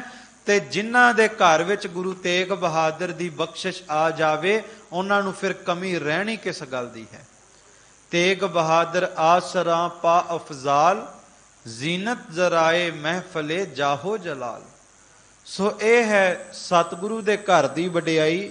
ਮਹਾਰਾਜ ਕਹਿੰਦੇ ਪਹਿਲੀ ਅਵਸਥਾ ਤਾਂ ਇਹ, ਬੰਦੇ ਨੂੰ ਜਾਂ ਤਾਂ ਭੁੱਖ ਮਾਰਦੀ ਹੈ ਜਾਂ ਦੁੱਖ ਮਾਰਦਾ ਹੈ। ਸਤਿਗੁਰੂ ਕਹਿੰਦੇ ਤੂੰ ਗੁਰੂ ਨੂੰ ਪਿਆਰਾ ਬਣਾ ਲੈ, ਗੁਰੂ ਦਾ ਪਿਆਰਾ ਬਣ ਜਾ, ਤੇ ਫਿਰ ਚੇਤੇ ਰੱਖੀ ਕਿਸੇ ਗੱਲ ਦੀ ਭੁੱਖ ਨਹੀਂ ਰਵੇਗੀ। ਤੂੰ ਮੇਰੋ ਪਿਆਰੋ ਤਾਂ ਕੈਸੀ ਭੂਖਾ। ਤੇ ਅੱਗੇ ਸਤਿਗੁਰੂ ਬਚਨ ਕਰਦੇ ਨੇ, ਤੂੰ ਮਨ ਵਸਿਆ ਲੱਗੈ ਨਾ ਦੁਖਾ। ਕਹਿੰਦੇ ਜਦੋਂ ਤੂੰ ਮੇਰਾ ਪਿਆਰਾ ਬਣ ਗਿਆ, ਮੈਨੂੰ ਆਪਣਾ ਬਣਾ ਲਿਆ, ਮੈਨੂੰ ਭੁੱਖ ਕੋਈ ਨਾ ਰਹੀ। ਤੇ ਐ ਗੁਰੂ ਤੇਗ ਬਹਾਦਰ, ਜਦੋਂ ਤੈਨੂੰ ਮੈਂ ਮਨ ਵਿੱਚ ਵਸਾ ਲਿਆ, ਫਿਰ ਕਿਸੇ ਗੱਲ ਦਾ ਦੁੱਖ ਵੀ ਨਾ ਰਹਿ ਗਿਆ। ਖਾਲਸਾ ਜੀ ਇਹੀ ਬਖਸ਼ਿਸ਼ ਵਰਤੀ ਸੀ ਨਾ ਭਾਈ ਮਤੀ ਦਾਸ ਜੀ ਦੇ ਜੀਵਨ ਦੇ ਵਿੱਚ। ਸਰੀਰ ਵਿੱਚ ਸੂਈ ਵੀ ਖੁੱਭ ਜਾਵੇ ਤੇ ਬਹੁਤ ਵੱਡਾ ਦੁੱਖ ਹੁੰਦਾ ਹੈ, ਪਰ ਜਿਨ੍ਹਾਂ ਦੇ ਮਨ ਵਿੱਚ ਗੁਰੂ ਤੇਗ ਬਹਾਦਰ ਸੱਚੇ ਪਾਤਸ਼ਾਹ ਨੇ ਵਾਸਾ ਕੀਤਾ ਹੋਇਆ ਸੀ, ਸਿਰ ਤੇ ਆਰਾ ਚੱਲਣ ਦਾ ਫਰਮਾਨ ਵੀ ਹੋਇਆ, ਪਰ ਭਾਈ ਮਤੀ ਦਾਸ ਜੀ ਨੇ ਕਿਹਾ ਆਰੇ ਦਾ ਦੁੱਖ ਕੀ ਕਰੇਗਾ ਜਦੋਂ ਹਿਰਦੇ ਵਿੱਚ ਗੁਰੂ ਤੇਗ ਬਹਾਦਰ ਚੌਂਕੜਾ ਲਈ ਬੈਠਾ ਹੋਵੇ। ਸੋ ਜਿੱਥੇ ਗੁਰੂ ਹਿਰਦੇ ਵਿੱਚ ਵਸ ਜਾਂਦਾ ਹੈ, ਉੱਥੇ ਵੱਡੇ ਤੋਂ ਵੱਡਾ ਦੁੱਖ ਕਦੇ ਵੀ ਸਾਨੂੰ ਡੁਲਾਉਂਦਾ ਨਹੀਂ। ਵੱਡੇ ਤੋਂ ਵੱਡਾ ਦੁੱਖ ਉਹ ਕਦੇ ਵੀ ਤਕਲੀਫ ਨਹੀਂ ਪਹੁੰਚਾਉਂਦਾ, ਕਿਉਂਕਿ ਫਿਰ ਸਿੱਖ ਦੇ ਜੀਵਨ ਵਿੱਚ ਦੁੱਖ ਆ ਵੀ ਜਾਵੇ ਨਾ, ਉਹ ਦੁੱਖ ਵੀ ਗੁਰੂ ਆਪਣੇ ਪਿੰਡੇ ਤੇ ਹੰਡਾ ਲੈਂਦਾ, ਪਰ ਸਿੱਖ ਨੂੰ ਤੱਤੀ ਵਾਹ ਨਹੀਂ ਲੱਗਣ ਦਿੰਦਾ। ਗੁਰ ਕਾ ਸ਼ਬਦ ਰਖਵਾਰੇ ਚੌਕੀ ਚੌਗਿਰਦ ਹਮਾਰੇ, RAM ਨਾਮ ਮਨ ਲਾਗਾ ਜਮ ਲੱਜਾ ਏ ਕਰ ਭਾਗਾ। ਪ੍ਰਭ ਜੀ ਤੂੰ ਮੇਰੋ ਸੁਖ ਦਾਤਾ, ਬੰਧਨ ਕਾਟ ਕਰੇ ਮਨ ਨਿਰਮਲ, ਪੂਰਨ ਪੁਰਖ ਵਿਧਾਤਾ। ਜਿਹੜੇ ਅੰਮ੍ਰਿਤ ਵੇਲੇ ਉੱਠ ਕੇ ਸ਼ਬਦ ਪੜ੍ਹਦੇ ਆ, ਸ਼ਬਦ ਦੇ ਅਭਿਆਸੀ ਆ ਨਾ ਖਾਲਸਾ ਜੀ, ਉਹਨਾਂ ਦੇ ਜੀਵਨ ਦੇ ਵਿੱਚ ਇਹ ਬਖਸ਼ਿਸ਼ ਵਰਤਦੀ ਹੈ। ਮਹਾਰਾਜ ਕਹਿੰਦੇ ਗੁਰ ਕਾ ਸ਼ਬਦ ਰਖਵਾਰੇ ਚੌਕੀ ਚੌਗਿਰਦ ਹਮਾਰੇ। ਕਹਿੰਦੇ ਜਿਹੜਾ ਸ਼ਬਦ ਹਿਰਦੇ ਵਿੱਚ ਵਸਾਉਂਦਾ ਹੈ, ਸ਼ਬਦ ਦਾ ਅਭਿਆਸੀ ਹੁੰਦਾ ਹੈ, ਗੁਰੂ ਦਾ ਸ਼ਬਦ ਉਹਲੇ ਆਲੇ ਦੁਆਲੇ ਚੌਗਿਰਦੇ ਇੱਕ ਲਕੀਰ ਖਿੱਚ ਦਿੰਦਾ ਹੈ, ਇੱਕ ਚੱਕਰ ਬਣਾ ਦਿੰਦਾ ਹੈ, ਜਿਸ ਨੂੰ ਆਪਾਂ ਔਰਾ ਵੀ ਕਹਿੰਦੇ ਆ। ਸ਼ਬਦ ਦੇ ਅਭਿਆਸ ਦੇ ਨਾਲ ਆਲੇ ਦੁਆਲੇ ਇੱਕ ਐਸਾ ਮਜ਼ਬੂਤ ਤਾਕਤਵਰ ਔਰਾ ਬਣ ਜਾਂਦਾ ਹੈ ਕਿ ਜੀਵਨ ਦੇ ਵਿੱਚ ਕੋਈ ਪਰੇਸ਼ਾਨੀ, ਕੋਈ ਮੁਸ਼ਕਲ ਫਿਰ ਉਸ ਵਿਅਕਤੀ ਨੂੰ ਕਦੇ ਡੁਲਾਉਂਦੀ ਨਹੀਂ, ਕਦੇ ਦੁਖੀ ਨਹੀਂ ਕਰਦੀ, ਜਿਨ੍ਹਾਂ ਦੇ ਹਿਰਦੇ ਵਿੱਚ ਸ਼ਬਦ ਵਸ ਜਾਂਦਾ ਹੈ। ਸੋ ਸਤਿਗੁਰੂ ਗੁਰੂ ਅਰਜਨ ਦੇਵ ਮਹਾਰਾਜ ਅੱਗੇ ਬਖਸ਼ਿਸ਼ ਕਰਦੇ ਨੇ, ਰਹਾਉ ਜੋ ਤੂੰ ਕਰਹਿ ਸੋਈ ਪਰਵਾਣ। ਵਿਸ਼ਰਾਮ ਦਿੰਦੇ ਹੋਏ ਧੰਨ ਸਤਿਗੁਰੂ ਗੁਰੂ ਅਰਜਨ ਦੇਵ ਸੱਚੇ ਪਾਤਸ਼ਾਹ ਜੀ ਮਹਾਰਾਜ ਅੱਗੇ ਬਖਸ਼ਿਸ਼ ਕਰਦੇ ਆ ਕਿ ਜਿਹੜਾ ਪਰਮਾਤਮਾ ਦੇ ਘਰ ਵਿੱਚ ਜਾਵੇ, ਗੁਰੂ ਦੇ ਚਰਨਾਂ ਵਿੱਚ ਨਮਸਕਾਰ ਕਰੇ, ਜਿੱਥੇ ਹਰ ਤਰ੍ਹਾਂ ਦੀ ਰਹਿਮਤ, ਹਰ ਤਰ੍ਹਾਂ ਦੀ ਬਖਸ਼ਿਸ਼ ਹੀ ਉਸ ਸਿੱਖ ਦੇ ਜੀਵਨ ਵਿੱਚ ਵਰਤਦੀ ਹੈ, ਜਿੱਥੇ ਕਿਸੇ ਗੱਲ ਦੀ ਭੁੱਖ ਨਹੀਂ ਰਹਿੰਦੀ, ਜਿੱਥੇ ਕਿਸੇ ਗੱਲ ਦਾ ਦੁੱਖ ਨਹੀਂ ਰਹਿੰਦਾ, ਉੱਥੇ ਕਹਿੰਦੇ ਇੱਕ ਫਿਰ ਸਿੱਖ ਦੀ ਅਵਸਥਾ ਬਣ ਜਾਂਦੀ ਹੈ, ਜੋ ਤੂੰ ਕਰਹਿ ਸੋਈ ਪਰਵਾਣ। ਕਿ ਗੁਰੂ ਜੋ ਵੀ ਕਰਦਾ ਫਿਰ ਉਹ ਸਿੱਖ ਕਦੇ ਸ਼ਿਕਵਾ ਨਹੀਂ ਕਰਦਾ, ਸਿੱਖ ਨੂੰ ਚੰਗਾ ਹੀ ਲੱਗਦਾ ਹੈ। ਭਾਵ ਭਾਣਾ ਮਿੱਠਾ ਕਰਕੇ ਮੰਨਣ ਦੀ ਦਾਤ ਮਿਲ ਜਾਂਦੀ ਹੈ। ਹੁਣ ਕਿੱਡਾ ਕਿ ਕਰੜਾ ਭਾਣਾ ਹੋਵੇਗਾ ਦੇਗਾਂ ਵਿੱਚ ਉਬਾਲੇ ਖਾਣ ਦਾ, ਕਿੱਦਾਂ ਕਿ ਕਰੜਾ ਭਾਣਾ ਹੋਵੇਗਾ ਕਿ ਆਪਣੇ ਸਰੀਰ ਨੂੰ ਰੂਹ ਵਿੱਚ ਲਪੇਟ ਕਰਕੇ ਅੱਗ ਵਿੱਚ ਸੜ ਜਾਣ ਦਾ। ਪਰ ਉਸ ਵਕਤ ਸਿੱਖਾਂ ਨੇ ਹੱਥ ਜੋੜ ਕੇ ਕਿਹਾ ਹੋਵੇਗਾ ਗੁਰੂ ਸਾਹਿਬ ਨੂੰ ਕਿ ਜੋ ਤੂੰ ਕਰਹਿ ਸੋਈ ਪਰਵਾਨ। ਕਿ ਸਤਿਗੁਰੂ ਤੇਰੀ ਮੌਜ ਹੈ, ਅਸੀਂ ਤੇਰੇ ਘਰ ਦੇ ਸੇਵਕ ਹਾਂ, ਤੂੰ ਜੋ ਵੀ ਸਾਡੇ ਨਾਲ ਕੀਤਾ ਚੰਗਾ ਹੀ ਹੋਵੇਗਾ। ਇੱਕ ਭਗਤ ਕਬੀਰ ਸਾਹਿਬ ਦਾ ਸ਼ਬਦ ਹੁੰਦਾ, ਕਹੇ ਕਬੀਰ ਗੁਲਾਮ ਘਰ ਕਾ ਜੀ ਆਏ ਭਾਵੇਂ ਮਾਰ। ਕਿ ਪ੍ਰਮਾਤਮਾ ਮੈਂ ਤੇਰੇ ਘਰ ਦਾ ਗੁਲਾਮ ਹਾਂ, ਕਬੀਰ ਅੱਜ ਤੋਂ ਬਾਅਦ ਤੇਰੇ ਘਰ ਨੂੰ ਸਮਰਪਿਤ ਹੋ ਗਿਆ, ਹੁਣ ਤੂੰ ਭਾਵੇਂ ਇਸ ਆਪਣੇ ਘਰ ਦੇ ਭਗਤ ਨੂੰ, ਘਰ ਦੇ ਸੇਵਕ ਨੂੰ ਜਿਉਂਦਾ ਰੱਖ ਲੈ, ਭਾਵੇਂ ਘਰ ਦੇ ਸੇਵਕ ਨੂੰ ਮਾਰ ਦੇ, ਹੁਣ ਪਰਵਾਹ ਕਿਸੇ ਗੱਲ ਦੀ ਨਹੀਂ ਜਦੋਂ ਤੇਰੇ ਘਰ ਦੀ ਦਹਲੀਜ਼ ਮਿਲ ਗਈ ਹੋਵੇ। ਸੋ ਇਸ ਕਰਕੇ ਇਹ ਅਵਸਥਾ ਬਹੁਤ ਜ਼ਰੂਰੀ ਹੈ। ਤੇ ਚੇਤੇ ਰੱਖਣਾ, ਜੇ ਕਿਤੇ ਗੁਰੂ ਜੀਵਨ ਦੇ ਵਿੱਚ ਕੋਈ ਪਰਖ ਲਵੇ, ਕਿਤੇ ਗੁਰੂ ਜੀਵਨ ਵਿੱਚ ਕੋਈ ਪਰਚਾ ਪਾ ਦੇਵੇ, ਗੁਰੂ ਤੇ ਕਦੇ ਸ਼ਿਕਵਾ ਨਹੀਂ ਕਰਨਾ ਚਾਹੀਦਾ। ਬਸ ਗੁਰੂ ਅੱਗੇ ਇਹ ਅਰਦਾਸ ਕਰਨੀ ਚਾਹੀਦੀ ਹੈ ਕਿ ਸਤਿਗੁਰੂ ਤੇਰੇ ਘਰ ਦੇ ਹਾਂ, ਤੁਸੀਂ ਸਾਡੀ ਪਰਖ ਲੈ ਰਹੇ ਹੋ, ਕਿਰਪਾ ਕਰਿਓ ਸਾਡੇ ਵਿੱਚ ਤਾਕਤ ਨਹੀਂ ਪਰਖਾਂ ਤੋਂ ਪਾਰ ਹੋ ਸਕੀਏ। ਜਿਸ ਤਰ੍ਹਾਂ ਮੱਖਣ ਸ਼ਾਹ ਦਾ ਡੁੱਬਦਾ ਬੇੜਾ ਪਾਰ ਕਰ ਦਿੱਤਾ, ਸਾਨੂੰ ਵੀ ਇਸ ਦੁੱਖਾਂ ਦੀ ਘੜੀ ਤੋਂ ਪਾਰ ਕਰ ਦਿਓ, ਸਾਨੂੰ ਇਸ ਪਰਖ ਤੋਂ ਪਾਰ ਕਰ ਦਿਓ, ਇਸ ਇਮਤਿਹਾਨ ਤੋਂ ਪਾਰ ਕਰ ਦਿਓ। ਸਤਿਗੁਰੂ ਕਹਿੰਦੇ ਜਦੋਂ ਇਹ ਬਖਸ਼ਿਸ਼ ਹੋਵੇ ਨਾ, ਫਿਰ ਕਹਿੰਦੇ ਸਾਚੇ ਸਾਹਿਬ ਤੇਰਾ ਸੱਚ ਫਰਮਾਨ। ਸਤਿਗੁਰੂ ਗੁਰੂ ਅਰਜਨ ਦੇਵ ਜੀ ਉਸ ਅਕਾਲ ਪੁਰਖ ਨੂੰ ਸੰਬੋਧਨ ਹੋ ਰਹੇ ਨੇ ਕਿ ਪਰਮਾਤਮਾ ਜਿੱਥੇ ਤੇਰੀ ਇਹ ਸ਼ਖਸੀਅਤ ਹੈ ਸਾਚੇ ਸਾਹਿਬ, ਤੂੰ ਸਦਾ ਸੱਚ ਕਰਕੇ ਵਰਤਦਾ ਹੈ, ਉੱਥੇ ਤੇਰਾ ਸੱਚ ਫਰਮਾਨ। ਪਰਮਾਤਮਾ ਤੇਰੇ ਘਰ ਦਾ ਫਰਮਾਨ ਹੁਕਮ ਸਦਾ ਹੀ ਸੱਚ ਕਰਕੇ ਵਰਤੇਗਾ। ਦੁਨੀਆ ਦੇ ਤਖਤਾਂ ਦੇ ਹੁਕਮ ਕੁਝ ਸਮੇਂ ਦੇ ਹੁੰਦੇ ਆ। ਦੁਨੀਆ ਵਿੱਚ ਕਿਸੇ ਨੂੰ ਅਹੁਦਾ ਮਿਲ ਜਾਵੇ, ਕੋਈ ਕਿਸੇ ਵੱਡੇ ਅਹੁਦੇ ਤੇ ਪਹੁੰਚ ਜਾਵੇ, ਉਹਦੇ ਅਹੁਦੇ ਦਾ ਹੁਕਮ ਕੁਝ ਸਮੇਂ ਲਈ ਹੋਵੇਗਾ। ਜਦੋਂ ਅਗਲਾ ਅਹੁਦੇਦਾਰ ਆਵੇਗਾ, ਹੋ ਸਕਦਾ ਹੈ ਉਹਦੇ ਹੁਕਮ ਨੂੰ ਬਦਲ ਦਵੇ, ਉਹਦੇ ਫਰਮਾਨ ਨੂੰ ਬਦਲ ਦਵੇ। ਪਰ ਗੁਰੂ ਅਰਜਨ ਦੇਵ ਸੱਚੇ ਪਾਤਸ਼ਾਹ ਕਹਿੰਦੇ ਕਿ ਪਰਮਾਤਮਾ ਦੇ ਘਰ ਦੀ ਇਹ ਵਡਿਆਈ ਹੈ ਕਿ ਪਰਮਾਤਮਾ ਨੇ ਜੇ ਕਿਸੇ ਨੂੰ ਦਾਤ ਦੇ ਦਿੱਤੀ ਹੈ, ਪੂਰੀ ਦੁਨੀਆ ਜ਼ੋਰ ਲਾ ਲਵੇ, ਪਰਮਾਤਮਾ ਦੀ ਦਿੱਤੀ ਦਾਤ ਖੋ ਨਹੀਂ ਸਕਦੀ। ਕਿਉਂਕਿ ਪਰਮਾਤਮਾ ਦੇ ਘਰ ਦਾ ਹੁਕਮ, ਪਰਮਾਤਮਾ ਦੇ ਘਰ ਦਾ ਫਰਮਾਨ ਜੁਗੋ ਜੁਗ ਅਟਲ ਕਰਕੇ ਵਰਤਦਾ ਹੈ। ਉਹ ਸਦਾ ਸੱਚ ਕਰਕੇ ਵਰਤਦਾ ਹੈ। ਦੇਖੋ ਖਾਲਸਾ ਜੀ, ਜਿਸ ਵਕਤ ਭਾਈ ਮਤੀ ਦਾਸ, ਭਾਈ ਸਤੀ ਦਾਸ, ਭਾਈ ਦਿਆਲ ਦਾਸ ਉਹਨਾਂ ਨੂੰ ਤਸੀਹੇ ਦਿੱਤੇ ਜਾ ਰਹੇ ਸਨ, ਬਹੁਤ ਜ਼ੋਰ ਲਗਾਇਆ ਗਿਆ ਕਿ ਗੁਰੂ ਤੇਗ ਬਹਾਦਰ ਦੇ ਘਰ ਨੂੰ ਛੱਡ ਕੇ ਦਿੱਲੀ ਹਕੂਮਤ ਦੇ ਹੁਕਮਾਂ ਨੂੰ ਮੰਨਣਾ ਸ਼ੁਰੂ ਕਰ ਦਿਓ, ਜਗੀਰਾਂ ਮਿਲਣਗੀਆਂ, ਦੌਲਤਾਂ ਮਿਲਣਗੀਆਂ, ਤੁਹਾਡੀ ਹਸਤੀ ਬਰਕਰਾਰ ਰਹੇਗੀ। ਪਰ ਜੇ ਇਸ ਦਿੱਲੀ ਹਕੂਮਤ ਦਾ ਹੁਕਮ ਨਾ ਮੰਨਿਆ ਤੇ ਤੁਹਾਡਾ ਨਾਮੋ ਨਿਸ਼ਾਨ ਮੈਂ ਇਸ ਭਾਰਤ ਦੀ ਧਰਤੀ ਤੋਂ ਮਿਟਾ ਦਿਆਂਗਾ। ਸੱਚ ਫਰਮਾਨ ਕੀ ਹੈ? ਸਤਿਗੁਰੂ ਗੁਰੂ ਤੇਗ ਬਹਾਦਰ ਜੀ ਮੁਸਕਰਾ ਪਏ, ਕਹਿਣ ਲੱਗੇ, ਔਰੰਗਿਆ, ਜਿਨ੍ਹਾਂ ਦੇ ਨਾਮੋ ਨਿਸ਼ਾਨ ਮਿਟਾਉਣ ਦੀ ਗੱਲ ਕਰਦਾ, ਚੇਤੇ ਰੱਖੀ ਤੇਰੇ ਤਖਤ ਦਾ ਨਾਮੋ ਨਿਸ਼ਾਨ ਦੁਨੀਆ ਤੋਂ ਮਿਟ ਜਾਵੇਗਾ, ਪਰ ਜਿੱਥੇ ਇਨ੍ਹਾਂ ਸਿੱਖਾਂ ਦਾ ਲਹੂ ਡੁੱਲੇਗਾ, ਆਉਣ ਵਾਲੀ ਦੁਨੀਆ ਉੱਥੇ ਸਦੀਆਂ ਤੱਕ ਨਮਸਕਾਰਾਂ ਕਰਦੀ ਰਹੇਗੀ।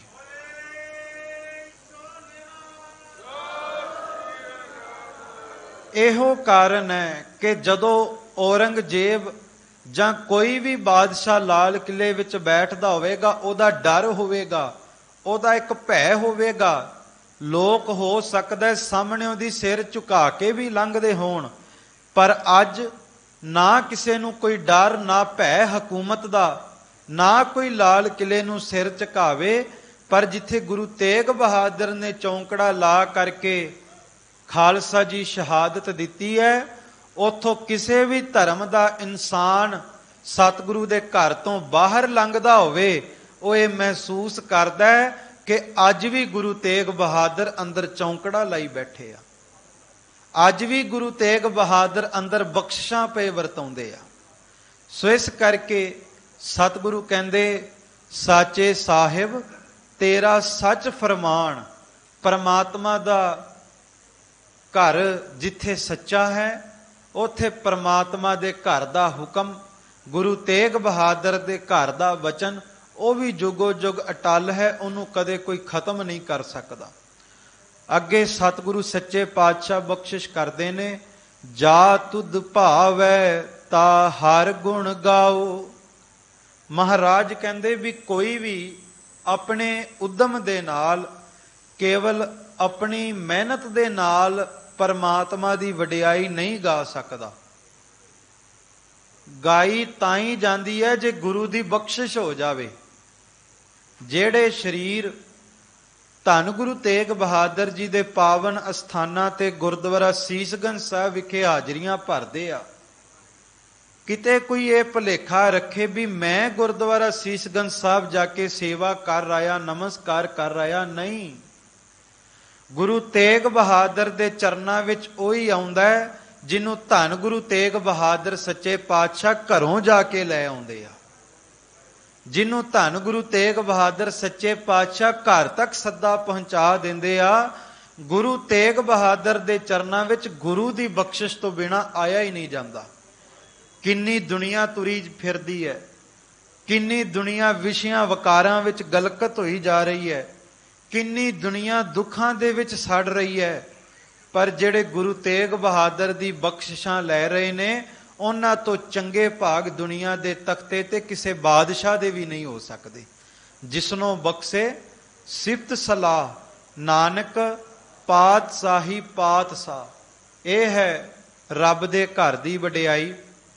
ਸਤਿਗੁਰੂ ਕਹਿੰਦੇ ਜੇ ਉਹਨੂੰ ਭਾਵੇ ਨਾ ਤਾਂ ਹੀ ਬੰਦਾ ਗੁਣ ਗਾ ਸਕਦਾ ਹੈ। ਇਹਦੇ ਲਈ ਇੱਕ ਕੰਮ ਕਰਨਾ ਚਾਹੀਦਾ, ਉਹਦੇ ਚਰਨਾਂ ਵਿੱਚ ਰੋਜ਼ਾਨਾ ਅਰਦਾਸ ਕਰਨੀ ਚਾਹੀਦੀ ਹੈ। ਵੇਖੋ ਸਾਡੇ ਬਜ਼ੁਰਗਾਂ ਨੇ ਅਰਦਾਸ ਲਿਖੀ, ਅਰਦਾਸ ਦੇ ਵਿੱਚ ਇੱਕ ਪਹਿਰਾ ਵਿਸ਼ੇਸ਼ ਕਰਕੇ ਇਸ ਗੱਲ ਦਾ ਪਾਇਆ, ਸਿੱਖਾਂ ਨੂੰ ਸਿੱਖੀ ਦਾਨ, ਕੇਸ ਦਾਨ, ਰਹਿਤ ਦਾਨ, ਵਿਵੇਕ ਦਾਨ, ਵਿਸਾਹੋ ਦਾਨ, ਭਰੋਸਾ ਦਾਨ, ਦਾਨਾ ਸਿਰਦਾਨ ਨਾਮ ਦਾਨ। ਸੋਚਣ ਵਾਲੀ ਗੱਲ ਹੈ ਵੀ ਜਿਹੜਾ ਅਰਦਾਸ ਕਰ ਰਿਹਾ ਸਿੱਖ ਹੀ ਹੋਵੇਗਾ ਨਾ। ਜਿਹੜਾ ਅਰਦਾਸ ਕਰ ਰਿਹਾ ਹੋਵੇ ਨਾ ਕਿਤੇ ਉਹਨੇ ਕੇਸ ਵੀ ਤਾਂ ਰੱਖੇ ਹੀ ਹੋਣਗੇ।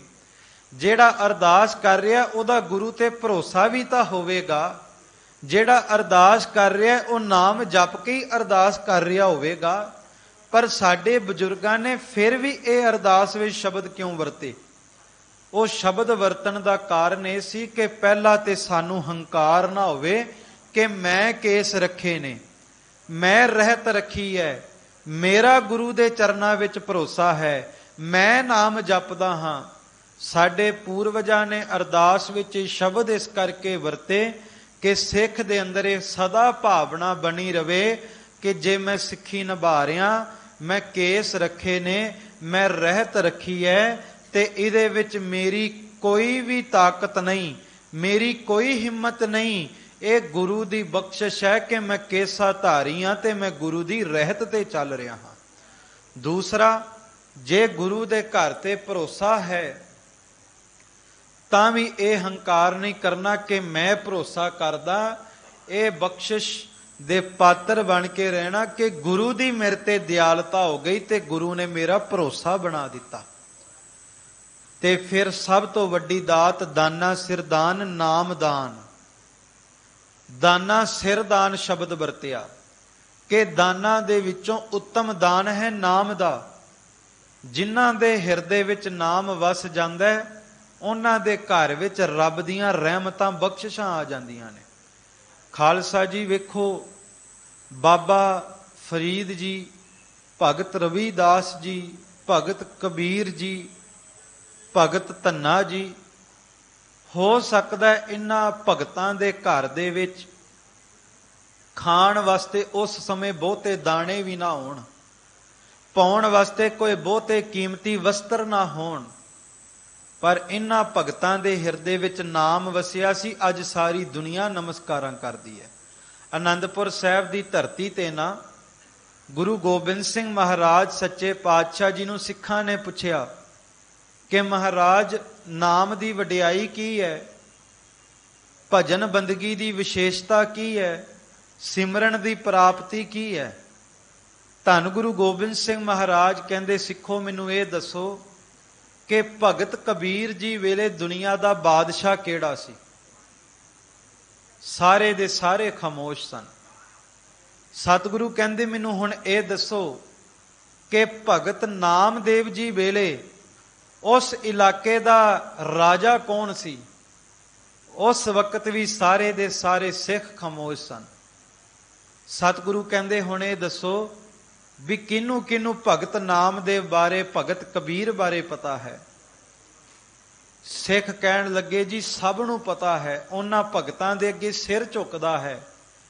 ਮਹਾਰਾਜ ਕਹਿੰਦੇ ਬਸ ਇਹੀ ਨਾਮ ਦੀ ਵਡਿਆਈ ਹੈ ਕਿ ਨਾਮ ਜਪਣ ਵਾਲਾ ਭਾਵੇਂ ਅੱਤ ਦਾ ਗਰੀਬ ਹੋਵੇ ਪਰ ਉਹਦੀ ਬਰਾਬਰੀ ਦੁਨੀਆ ਦਾ ਬਾਦਸ਼ਾਹ ਨਹੀਂ ਕਰ ਸਕਦਾ।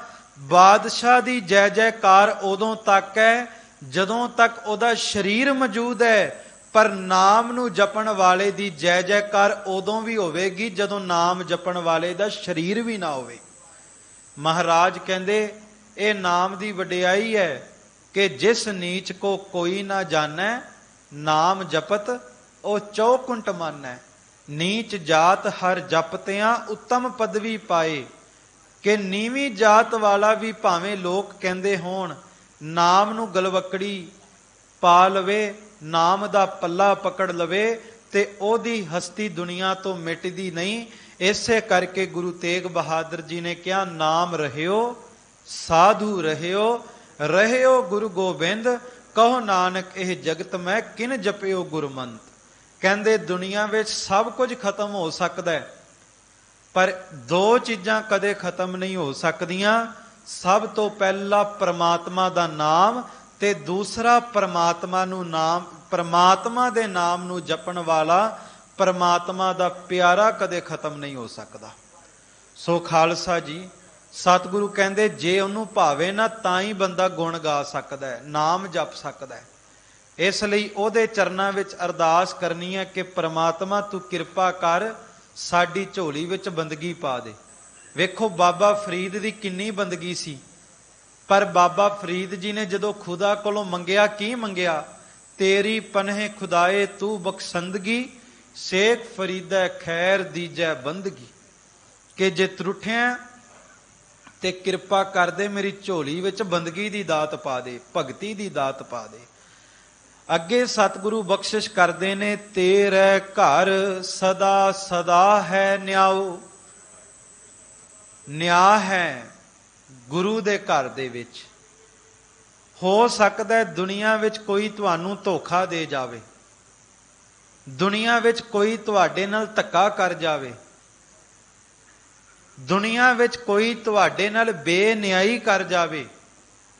ਜਦੋਂ ਦੁਨੀਆ ਵਿੱਚ ਕਦੇ ਵੀ ਜੀਵਨ ਵਿੱਚ ਸਾਡੇ ਨਾਲ ਧੱਕਾ ਹੋਵੇ, ਕੋਈ ਬੇਨਿਆਈ ਕਰ ਜਾਵੇ, ਉਦੋਂ ਕਿਤੇ ਰੌਲਾ ਪਾਉਣ ਦੀ ਥਾਂ ਤੇ ਗੁਰੂ ਤੇਗ ਬਹਾਦਰ ਨੂੰ ਦੁਹਾਈ ਪਾਈਏ, ਵੱਡੇ ਤੋਂ ਵੱਡੇ ਬੇਨਿਆਈਆਂ ਦੇ ਨਾਲ ਗੁਰੂ ਤੇਗ ਬਹਾਦਰ ਦਾ ਘਰ ਨਿਆਂ ਕਰ ਦਿੰਦਾ ਹੈ।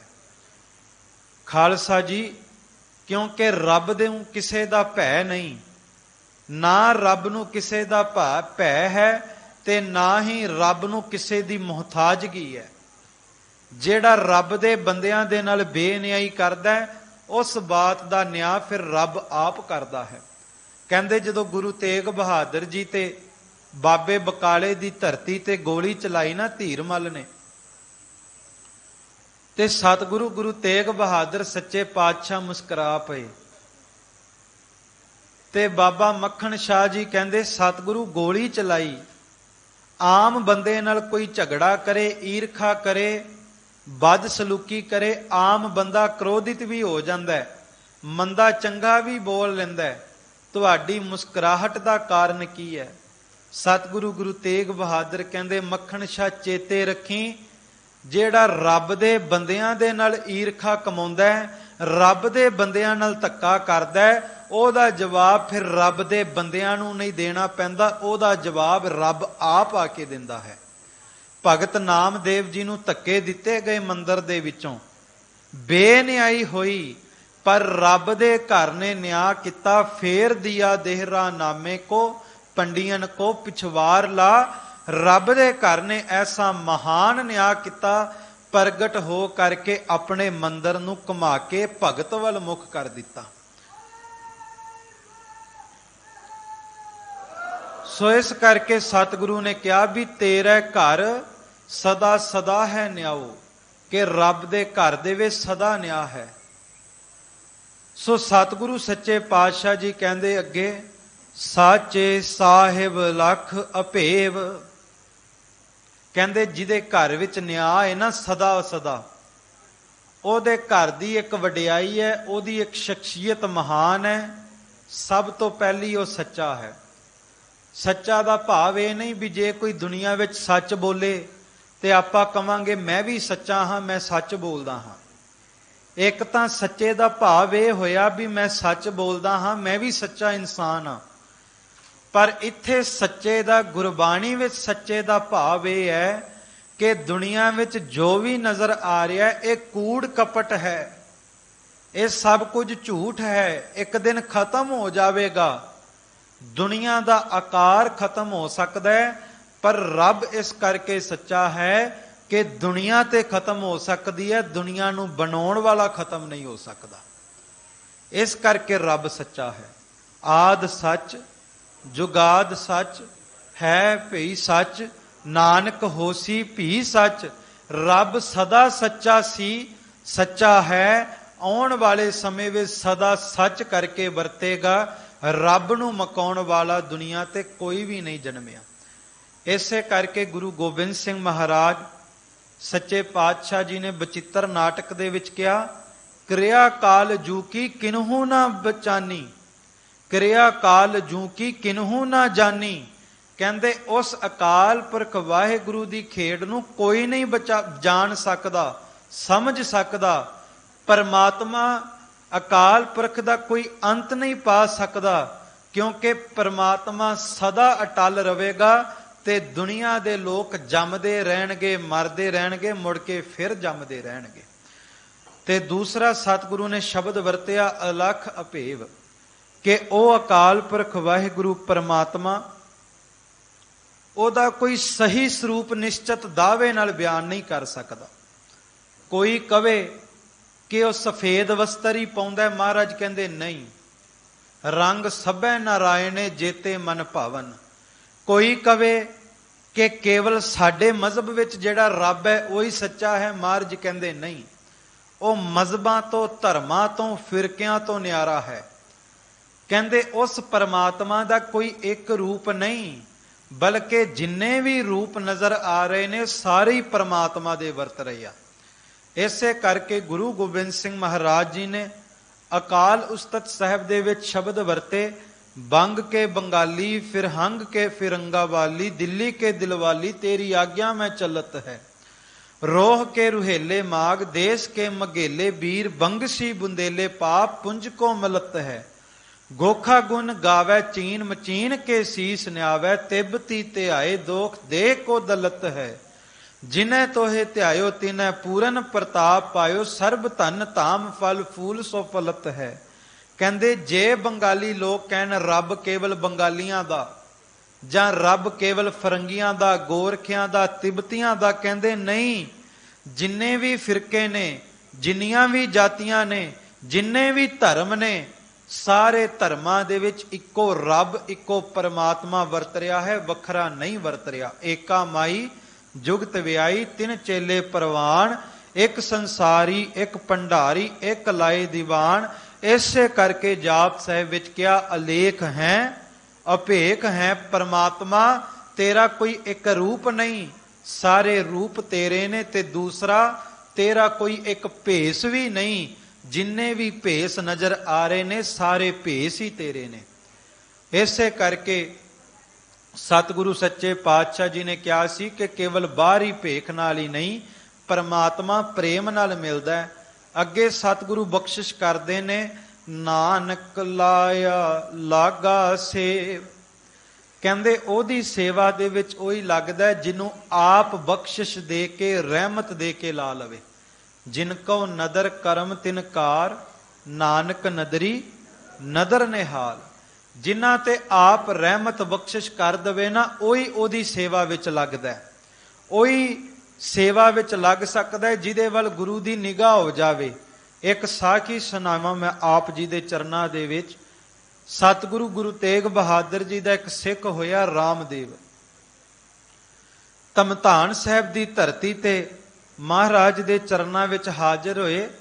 ਗੁਰੂ ਤੇਗ ਬਹਾਦਰ ਜੀ ਨੇ ਕਿਹਾ ਜੇਠ ਦੇ ਮਹੀਨਾ ਹੈ, ਕਹਿੰਦੇ ਗਰਮ ਲੂ ਚੱਲਦੀ ਹੈ, ਹਵਾ ਦੇ ਕਾਰਨ ਮਿੱਟੀ ਘੱਟਾ ਉੱਡਦਾ, ਸੰਗਤਾਂ ਦੇ ਚਿਹਰਿਆਂ ਤੇ ਪੈਂਦਾ, ਤੂੰ ਜਲ ਛਿੜਕਿਆ ਕਰ।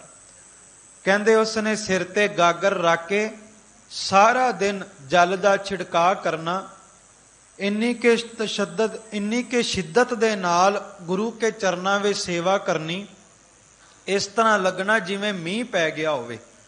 ਕਹਿੰਦੇ ਗੁਰੂ ਤੇਗ ਬਹਾਦਰ ਜੀ ਨੇ ਆਪਣੇ ਕੋਲ ਬੁਲਾਇਆ, ਕਹਿਣ ਲੱਗੇ ਸਿੱਖਾ, ਇਸ ਤਰ੍ਹਾਂ ਜਲ ਛਿੜਕਿਆ ਜਿਵੇਂ ਮੀਂਹ ਪੈ ਗਿਆ ਹੋਵੇ, ਤੂੰ ਸਾਡੇ ਘਰ ਦਾ ਭਾਈ ਮੀਹਾਂ ਸਾਹਿਬ ਹੋ ਗਿਆ। ਮਹਾਰਾਜ ਨੇ ਭਾਈ ਮੀਹਾਂ ਨਾਮ ਦਿੱਤਾ। ਉਹ ਫਿਰ ਵੀ ਸੇਵਾ ਕਰਦੇ ਰਹੇ, ਸਾਰਾ ਦਿਨ ਸੇਵਾ ਕਰਨੀ। ਇੱਕ ਦਿਨ ਗੁਰੂ ਤੇਗ ਬਹਾਦਰ ਜੀ ਨੇ ਵੇਖਿਆ ਵੀ ਗਾਗਰ ਸਿਰ ਤੇ ਰੱਖੀ ਹੈ ਜਲ ਦੀ, ਤੇ ਦਸਤਾਰ ਦੇ ਵਿੱਚੋਂ ਲਹੂ ਵਗ ਰਿਹਾ, ਖੂਨ ਵਗ ਰਿਹਾ ਹੈ।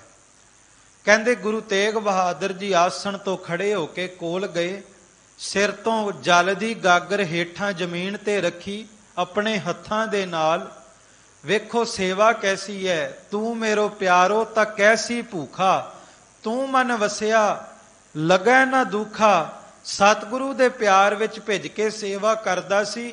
ਮਹਾਰਾਜ ਨੇ ਗਾਗਰ ਥੱਲੇ ਰੱਖੀ, ਜਦੋਂ ਦਸਤਾਰ ਖੋਲਣ ਲੱਗੇ, ਦਸਤਾਰ ਦੇ ਕੱਲੇ ਕੱਲੇ ਲੜ ਦੇ ਨਾਲ ਸਿਰ ਦਾ ਮਾਂਸ ਉਤਰਨ ਲੱਗ ਪਿਆ, ਕਿਉਂਕਿ ਪਸੀਨੇ ਦੇ ਕਾਰਨ ਜ਼ਖਮ ਹੋ ਗਏ ਲਗਾਤਾਰ ਗਾਗਰ ਰੱਖਣ ਦੇ ਕਾਰਨ। ਪਰ ਜ਼ਖਮਾਂ ਦਾ ਖਿਆਲ ਨਹੀਂ, ਬਸ ਇਹ ਸੀ ਵੀ ਗੁਰੂ ਦੇ ਚਰਨਾਂ ਵਿੱਚ ਸੇਵਾ ਕਰਨੀ ਹੈ। ਇੰਨੀ ਮਹਾਨ ਸੇਵਾ ਤੋਂ ਬਾਅਦ ਗੁਰੂ ਤੇਗ ਬਹਾਦਰ ਜੀ ਨੇ ਗੱਲ ਨਾਲ ਲਾਇਆ। ਮਹਾਰਾਜ ਕਹਿੰਦੇ ਸਿੱਖਾ ਮੰਗ ਕੀ ਮੰਗਣਾ ਹੈ? ਵੇਖੋ ਫਿਰ ਸਿੱਖ ਨੇ ਕੀ ਮੰਗਿਆ, ਰਾਜ ਨਾ ਚਾਹੋ ਮੁਕਤ ਨਾ ਚਾਹੋ, ਮਨ ਪ੍ਰੀਤ ਚਰਨ ਕਮਲਾਲੇ, सच्चे पातशाह जे त्रुठे हो ते कृपा करके सिक्खी दी दात दे दियो। महाराज ने कृपा की, एक निशान साहिब एक नगारा दिता ते महाराज ने गुरु घर दा प्रचारक थापिया।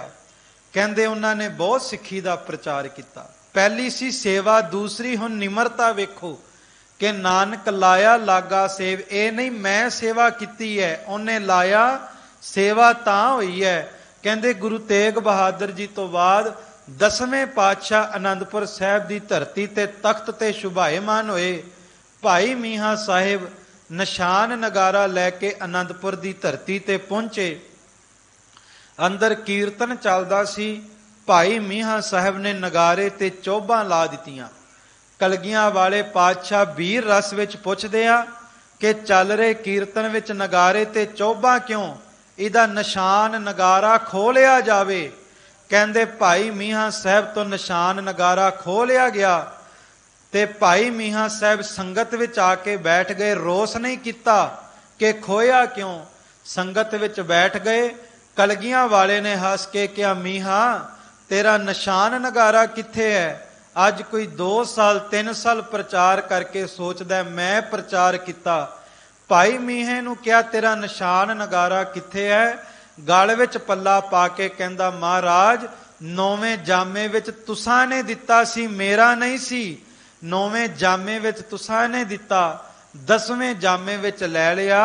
हुण मीहे वास्ते दसो किथे जाके संगतां दे जोड़े झाड़े। यह है नानक लाया लागा सेव। सेवा मैं नहीं कीती, गुरु सेवा लै रिहा सी, ताई सिख सेवा कर सकदा है। सो अज दे शब्द विच सतगुरु यही बख्शिश करते ने, भाई रब दा हो जा। जेड़ा रब दा हुंदा है उन्होंने किसी गल की तोट नहीं रहिंदी। ये रब दे घर की बख्शिश है। बाणी अगाध बोध है। संसारिक जबान दे नाल शब्द दे अर्थ करने नामुमकिन ने। आप सब संगत दे सन्मुख बेनती विचार करदियां नेका भुल्लां होईयां आप जी ने बख्श देना। आप सब संगत दा सतगुरु श्री गुरु तेग बहादुर सच्चे पातशाह जी का, धन सतगुरु श्री गुरु ग्रंथ साहिब जी का रोम रोम करके धन्नवाद। जिन्हां ये चरण परसन वास्ते संगतां दे ये सुभागियां घड़ियां दास की झोली विच पाईयां। संगत की अरदास गुरु घर विच प्रवान है। दास वास्ते संगत ने अरदास करनी, सतगुरु कृपा करके सिੱਖੀ की दात देन। इसे तरह अपने दर घर की सेवा लैंदे रहन ते दास दी गुरु चरना विच निभ जावे। ये दास वास्ते अरदास करनी। सो सतगुर कृपा करन। दिल्ली सिख गुरुद्वारा प्रबंधक कमेटी का, सिंह साहिब जी का, गुरु घर के ग्रंथी सिंघां का, चौबदार सिंघां का, वजीर सिंघां का, सबना का धन्नवाद। सेवादारां का धन्नवाद। अखीरलियां पंक्तियां सरवण करके फतेह दी सांझ पाइए जी। साचे साहिब अलख अभेव, नानक लाया लागा सेव। वाहिगुरु जी का खालसा, वाहिगुरु जी की फतेह।